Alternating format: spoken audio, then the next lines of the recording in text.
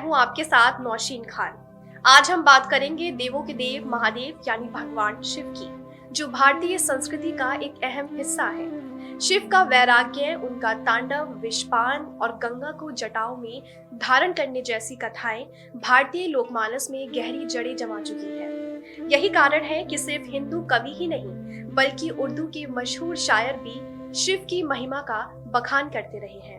नजीर अकबराबादी ने शिव विवाह पर एक खूबसूरत कविता लिखी, जिसमें वो इस शुभ अवसर का गुणगान करते हैं। वो कहते हैं कि जो इस कथा को सुनता है उसे सुख और शांति मिलती है।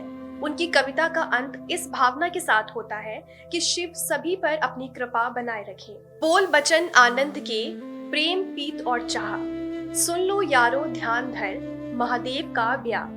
और जिसने इस ब्याह की महिमा कहीं बनाए, उसके भी हर हाल में शिव जी रहे सुहाए।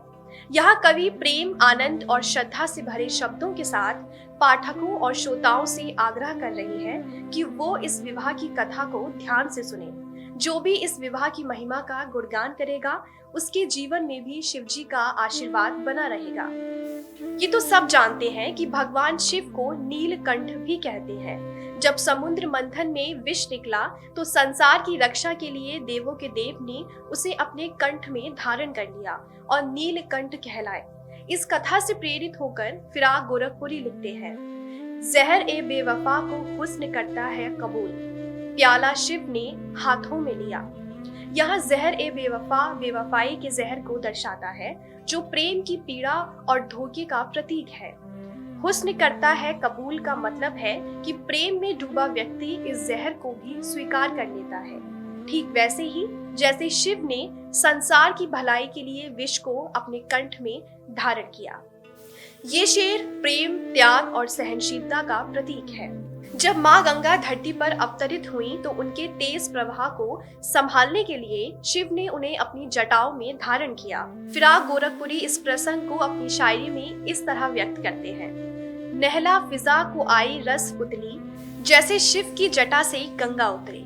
यहाँ रस पुतली एक सुंदर जीवनदायिनी धारा को दर्शाती है। इस पंक्ति में प्रकृति के सौंदर्य का चित्रण किया गया है, जैसे वातावरण में नमी आ गई हो, बारिश की फुहारें पड़ रही हो या ठंडी हवाएं चल रही हो। ये दृश्य आनंद, शांति और जीवनदायिनी शक्ति का प्रतीक है। शिव की जटाओं से गंगा के अवतरण की तरह ये जीवन में संतुलन और शांति की अनुभूति करवाता है। जॉन एलिया की शायरी में शिव के ध्यान और पीड़ा की झलक मिलती है।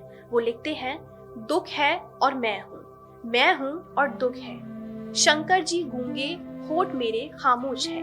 ये पंक्ति शायर के अस्तित्व और दुख के बीच के अटूट संबंध को दर्शाती है। शिव को महायोगी कहा जाता है, जो ध्यान में रहते हैं और अपने भीतर समस्त ब्राह्मण की पीड़ा समेटे रहते हैं। शंकर जी गूंगे का अर्थ है कि शिव सब कुछ सहते हैं लेकिन कुछ नहीं कहते।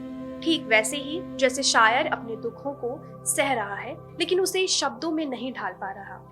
शिव सिर्फ मंदिरों में पूजे जाने वाले देवता ही नहीं है, बल्कि वो भारतीय संस्कृति और उर्दू शायरी का भी अहम हिस्सा है। उनका जीवन, उनके गुण और उनकी शिक्षाएं संपूर्ण मानवता को प्रेम, सहनशीलता और समभाव का संदेश देती है। यही महाशिवरात्रि का असली संदेश है, एकता, प्रेम और समभाव। DNN 24 देश की ऐसी ही खूबसूरत तस्वीरें आपके सामने लाता रहा है, जो दिलों को जोड़ती हैं, क्योंकि ऐसी तस्वीरों से ही बनती हैं कहानियां हिंदुस्तान की।